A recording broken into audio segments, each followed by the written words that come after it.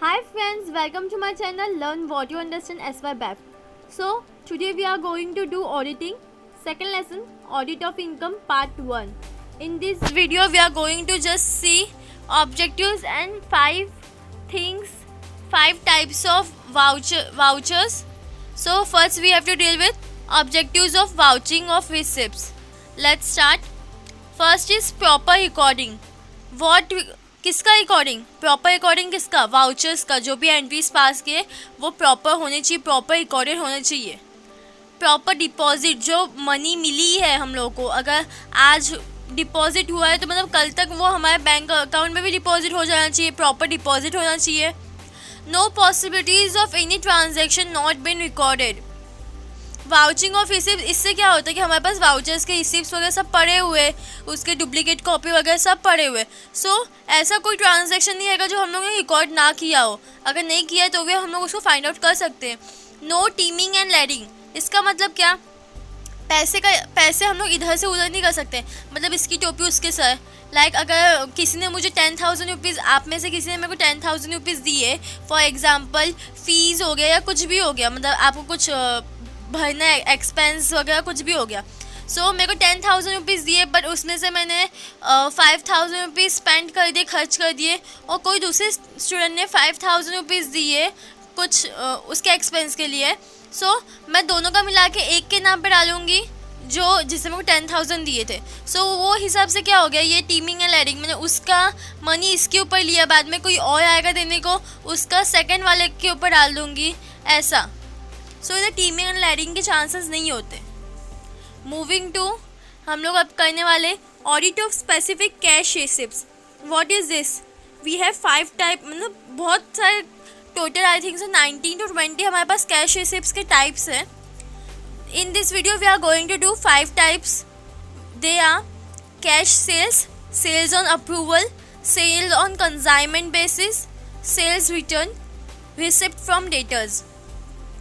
First we are going to do cash sales. Cash sales में हम लोग को 5 कैश सेल्स का वाउचर चेक करते समय हम लोग को एज अ ऑडिटर 5 थिंग ध्यान में रखना चाहिए. First is internal control. वो कैसे? Auditor should examine the internal control so as to ensure that there are no loopholes. मतलब क्या? कहीं पे भी कोई भी चीज़ एम्प्टी या मतलब कोई भी चीज़ हम लोग कहीं पे लैक नहीं करे. इंटरनल कंट्रोल अगर मेरा मजबूत रहेगा, मैं जो भी इंटरनली मेरे लिए जो काम करे वो सब मैं भरोसे लायक है. सो मेरे को कोई भी मिस्टेक होने के चांसेस रहेंगे ही नहीं, और जो रहेंगे वो भी हट जाएंगे अगर मैं इंटरनल कंट्रोल प्रॉपर हुआ तो. Second is documentary evidence. वो क्या है? अब जो कार्बन कॉपीज़ होती है, कार्बन कॉपी किसकी? कैश मेमो की, जो हम लोग को मिलती है. ऑडिटर को वेरीफाई करना चाहिए वो सब चीज़. अमाउंट हो गया, सिग्नेचर हो गया, क्वांटिटी हो गया, वो डॉक्यूमेंट्री एविडेंस उसी को बोलते हैं जिसमें हम लोग उस सब चीज़ को एग्जामिन कर सके, वेरीफाई कर सके. ओके. कैश सेल्स में हम लोग को ये सब चीज़ ध्यान में रखना चाहिए जब हम लोग कैश सेल्स का वाउचर्स वगैरह सब चेक करते then. Third is prompt deposit of cash in bank account. मतलब क्या? अगर मेरे को आज कैश मिला है तो मुझे आज या फिर कल के कल उसको क्या करना चाहिए? डिपॉजिट करना चाहिए. क्यों डिपॉजिट करना चाहिए? सो दैट कि जो है वो परफेक्ट डेट वाइज है और जो मनी है वो इधर से उधर ना हो. राइट. देन और क्या है हमारे पास?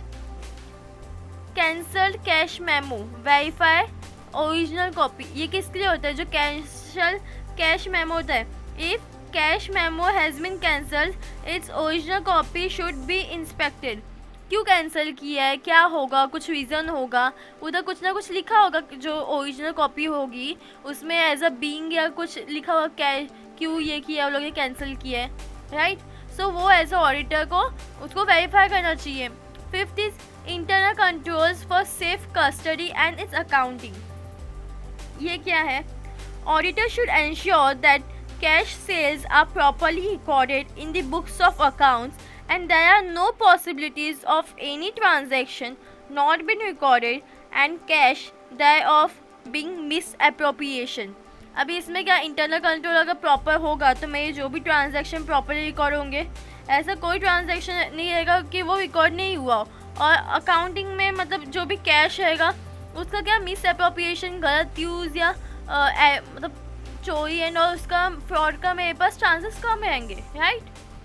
सो कैश सेल्स अभी हम लोग को सोचना चाहिए कि हम ऑडिटर है, भले ही इन फ्यूचर में वो करना नहीं करना दैट वो अलग थिंग है, अभी हम लोग बनने भी नहीं जा सकते। But just assume you are auditor, आप कहीं किसी कंपनी में जा रहे हो, सो आप कैसे हर चीज़ डील करोगे, कैसे हर चीज़ के साथ डील करोगे, वही हम लोग को इधर लिखने का है। अगर आपके पास आप कैश सेल से डील कर रहे हो वहाँ पे, तो कैश सेल से डील करते समय आपको क्या क्या चीज़ ध्यान में रखना चाहिए कि कंपनी का इंटरनल कंट्रोल कैसा है, डॉक्यूमेंट्री एविडेंस मतलब कितने एविडेंस से कैसे कैसे है, deposit of cash in bank account हुआ है कि नहीं हुआ है उसी टाइम पे, आगे पीछे डेट नहीं गई है, आगे पीछे गई है तो क्यों गई है, हाँ, जो कैंसर कैश मेमो है उसकी ओरिजिनल कॉपी वेरीफाई करनी चाहिए, internal control for safe custody and इस अकाउंटिंग मीन्स कोई कैश का मिस अप्रोप्रिएशन वगैरह नहीं होना चाहिए, इंटरनल कंट्रोल सेफ होना चाहिए कि ट्रांजैक्शन वगैरह सब प्रॉपर रहे करके।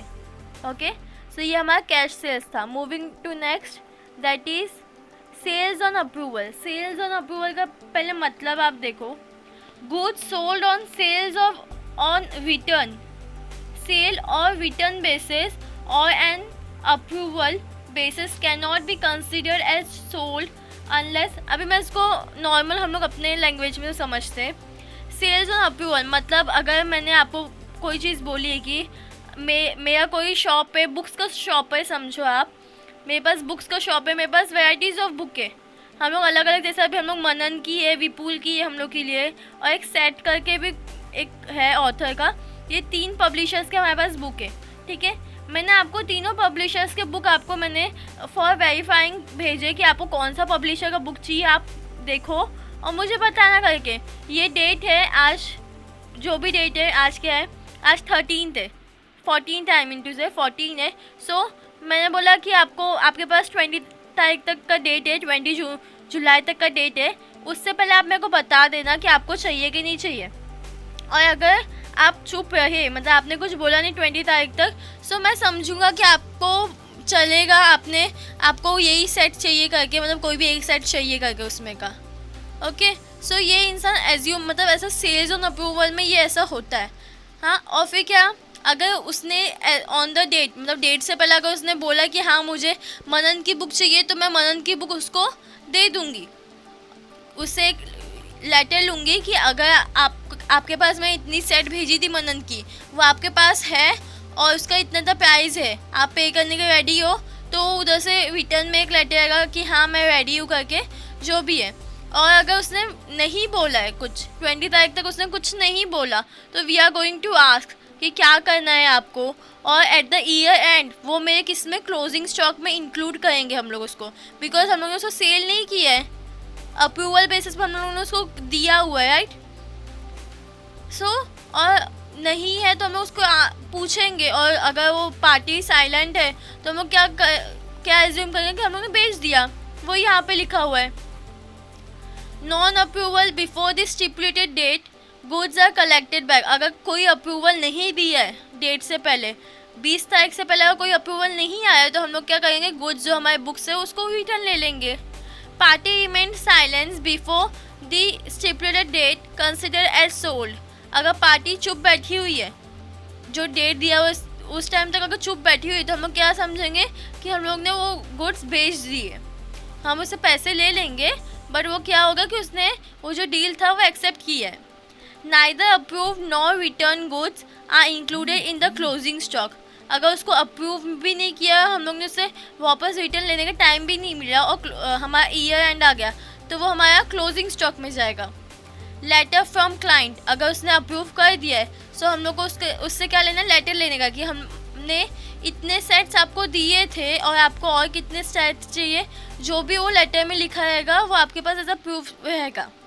Checking the register by the auditor, अभी ये सब करते समय सेल्स ऑन अप्रूवल जब होता है कोई भी कंपनी में, तो उस टाइम ऑडिटर को क्या चेक करना चाहिए, रजिस्टर कि कौन से कंपनी है, क्या है, वो सब उसको चेक करना चाहिए। सो अभी हम लोग ने सेल्स ऑन अप्रूवल हमारा कंप्लीट हो गया है। Now we are going to move to next, वो हमारा क्या है, सेल ऑन कंसाइनमेंट बेसिस। अभी कोई मीन्स अलग अलग टाइप से हम एक एक कंपनी होती है उसमें एक टाइप का सेल्स नहीं होता, अलग अलग टाइप्स के सेल्स होते हैं। तो अब जब वो कंपनी कंसाइनमेंट बेसिस पे सेल करी, कंसाइनमेंट मतलब क्या, हम लोग ने FY में हम लोग ने कंसाइनमेंट करके अकाउंटिंग में हमारे पास लेसन था, ठीक है, कंसाइनमेंट अकाउंटिंग करके। तो कंसाइनमेंट मतलब क्या, अभी कोई भी एज अ मतलब मैंने जैसे बताया कि मैं एक बुक का मैं बुक की पब्लिशर हूँ, मैं मनन की बुक की पब्लिशर हूँ। सो मेरे पास बुक है। अब मैं क्या करूँगी, मैं एक अपॉइंट करूँगी, मैं 4-5 लोगों को अलग अलग अपॉइंट करूँगी अलग अलग स्टेट्स में कि ये मेरी बुक है करके आपको इधर सेल करना है, मतलब या जो भी होलसेलर्स हैं उनके पास देने का करके। सो ऑन कंसाइनमेंट बेसिस, मतलब कंसाइनमेंट में वो एज अ रीवर में जाएगा वो, हाँ रीवर के थ्रू जाएगा। सो उधर जो भी मेरे पर्टिकुलर लोग रहेंगे वो लोग उसको लेंगे, बट वो लोग ने लिया है इसका मतलब ये नहीं कि हम लोगों ने बेच दिया है, राइट। क्या वो लोग के पास ऐसा मतलब टाइमिंग रहेगा और वो लोग का उसके ऊपर कमीशन चार्ज होगा कि अगर वो लोग इतना बेच दे तो इतना कमीशन चार्ज होगा, ऐसा जो भी एग्रीड वो लोग का रहेगा ना उस हिसाब से होगा, ओके। सो यहाँ पे हमारे पास क्या दिया हुआ है, first probably pro forma invoice and it's entry. Auditor को क्या चेक करना चाहिए, जो परफॉर्मा मिलता है कि मतलब जिसमें क्वांटिटी वगैरह सब लिखा रहता है, वाउचर जो बोल सकते हैं, उसमें क्या है, और जो एंट्रीज पास हुई है वो। Second is recording only after actual sales of goods. जब एक्चुअली सेल हो गया, जब होलसेल को बेच दिया होलसेलर को या रिटेलर को, तो ही उसकी एंट्री रिकॉर्ड की जाएगी। रिटर्न ऑफ गुड्स, अगर गुड्स वापस आ गए कि मतलब इतना स्टॉक नहीं बेचा है जो भी है, या फिर उसने अपने पास उतारा ही नहीं है, सो उसकी मतलब वो सब चीज़ कंसिडर करना चाहिए ऑडिटर को। Goods send on consignment and unsold at year end. Consignment में भेजा है पर साल के आखिरी तक वो बेचा नहीं गया है, तो उसकी एंट्री क्लोजिंग स्टॉक में आएगी। कैश रिसीव फ्रॉम कंसाइनी, अब मैंने उसको मतलब जो भी मेरा कंसाइनी है जिसको मैंने अपॉइंट किया है, फॉर एग्जांपल मैं मुंबई में किसी को अपॉइंट किया, मैं दिल्ली में बैठी हूँ, मैं मुंबई में किसी को अपॉइंट किया है। सो मैं क्या हो जाऊँगी, कंसाइनर हो जाऊँगी, और जो मुंबई वाला मेरा एजेंट है वो क्या हो जाएगा, कंसाइनी हो जाएगा। सो उसने बेचा है होलसेलर रिटेलर को, तो जो भी अमाउंट आएगा वो मेरे को देगा, right. So cash receive from consignee, कितना रिसीव हुआ वगैरह। रिलायबिलिटी ऑफ इंटरनल कंट्रोल, वापस इंटरनल कंट्रोल चेक करना पड़ेगा कि जो मेरा एजेंट जो मेरा कंसाइनी है वो भी क्या वर्थफुल ट्रस्टवर्दी है कि नहीं है, जो मैं इंटरनली जो लोग वर्क करे वो सब कैसे है करके। एज अ ऑडिटर हम लोग को देखना पड़ता है। ये हमारा स्लाइड चेंज हो चुका है, वेट फॉर अ व्हाइल। हाँ, लास्ट इज कमीशन पेड और पेएबल। जो हमें बोला कि कंसाइनी जो है वो कमीशन चार्ज करेगा कि मैंने इतना बेचा है तो इसके बाद मेरे को इतना कमीशन मिलना चाहिए, और दोनों एग्री होंगे, कंसाइनर एंड कंसाइनी, उसी बेसिस पे होता है, ओके। सो ये सब चीज़ ध्यान में रखना चाहिए एज अ ऑडिटर कि मतलब अगर मैं ऑडिटर हूँ तो मेरे को ये कंपनी में अगर कंसाइनमेंट में घुस जाए तो मेरे को क्या इनवॉइस चेक करना पड़ेगा, अगर वो सेल्स हो गया एक्चुअली तो ही गुड्स की रिकॉर्डिंग होनी चाहिए, गुड्स कहीं वापस आ गया है तो क्यों आया है करके वो, हाँ पूरे साल में क्यों नहीं बिका वो गुड्स, हाँ तो कहाँ पे उसकी एंट्री गई है। फिर अगर कंसाइनी में बेच दिया तो वो जो कैश रिसीव हुआ वो कितना हुआ है, कैसा है। फिर इंटरनल कंट्रोल में को चेक करना पड़ेगा, और जितना उसे कमीशन दिया है वो भी चेक करना पड़ेगा, राइट। सो हम चलते हैं अपने फोर्थ वाले के पास, दैट इज़ सेल्स रिटर्न। अब सेल्स रिटर्न में क्या होता है, सेल्स रिटर्न में क्या होता है, ये हमारा देखो हमारे पास इसमें भी 8 पॉइंट्स है, that is supporting document. First is क्या, सपोर्टिंग डॉक्यूमेंट। अब सेल्स रिटर्न में सपोर्टिंग डॉक्यूमेंट क्या होंगे, the sales return has to be verified against copy of credit note. Credit note इसमें क्या होगा, supporting document. Name of the client, जो client का नाम है वो, डेट है, serial number, voucher amount, quantity, signature on voucher, और distinction between purchase return and sales. अभी ये सब 7 पॉइंट्स हम स्टार्टिंग के हम लोग को मालूम है, तो ये 8 क्या है, डिस्टिंक्शन। डिस्टिंक्शन मतलब डिस्टिंग्विश किसके बीच में, परचेज रिटर्न एंड सेल्स पे। In both sales return and purchase goods come in the godown. Godown में दोनों इसमें गुड्स आते हैं। care should be taken that sales return are not recorded in purchase book. अब वो क्या ध्यान रखते हैं कि जो सेल्स रिटर्न होते हैं, जो सेल्स करके हम लोग के पास वो वापस आ जाते हैं, उसको हम लोग परचेज बुक में रिकॉर्ड नहीं करते कि उसको हम लोग ने ये बेचा है, मतलब परचेज किया वगैरह, वो सब चीज़ नहीं करते. जो भी हर चीज़ को ध्यान में रखना चाहिए कि क्या सपोर्टिंग डॉक्यूमेंट्स क्या थे. हमारा क्रेडिट नोट, क्लाइंट का नाम क्या था, उसके पास गुड क्यों आया, जो डेट है, नंबर है, अमाउंट है, कितना क्वांटिटी उसने मंगाया था, वो सब क्रॉस वेरीफाई करना चाहिए किसको, ऑडिटर को. Moving to our last topic that is receipt from debtors. Debtors हमारे कौन है, डेटर्स कौन होते हैं हमारे, कस्टमर्स, राइट.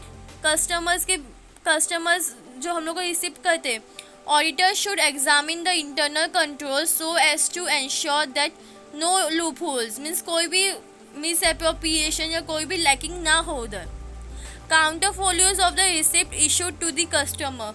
काउंटर फोलियो क्या हो गया, ऑडिटर को क्या वेरीफाई करना चाहिए, काउंटर फोलियोज, वाउचर बोल सकते हो, इनवॉइस बोल सकते हो, जो भी है, मतलब बिल, इन शॉर्ट बिल, उसको किसको, ऑडिटर को वेरीफाई करना चाहिए.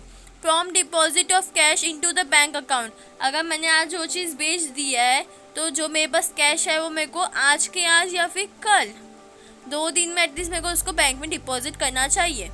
Fourth is ensure that misappropriation of cash does not take place. जो टीमिंग एंड लेडिंग है वो नहीं होनी चाहिए यहाँ पे, क्योंकि मेरे पास कस्टमर्स है, मैंने ऐसे ही उल्टा फुल्टा कर दिया कि इसका पैसा उसके, मतलब ऐसा घुमा दिया, तो वो सब टीमिंग एंड लेडिंग वाला काम नहीं होना चाहिए. ओके, सो आज हम लोग ने इसमें क्या क्या देखा, हम लोग ने 5 चीज़ देखे. First was cash sales, second was sales on approval, third is sale on consignment basis, fourth was sales return and fifth was receipt from debtors. I hope आपको ये सब समझ में आया होगा. Thanks for watching. Please like, share and subscribe.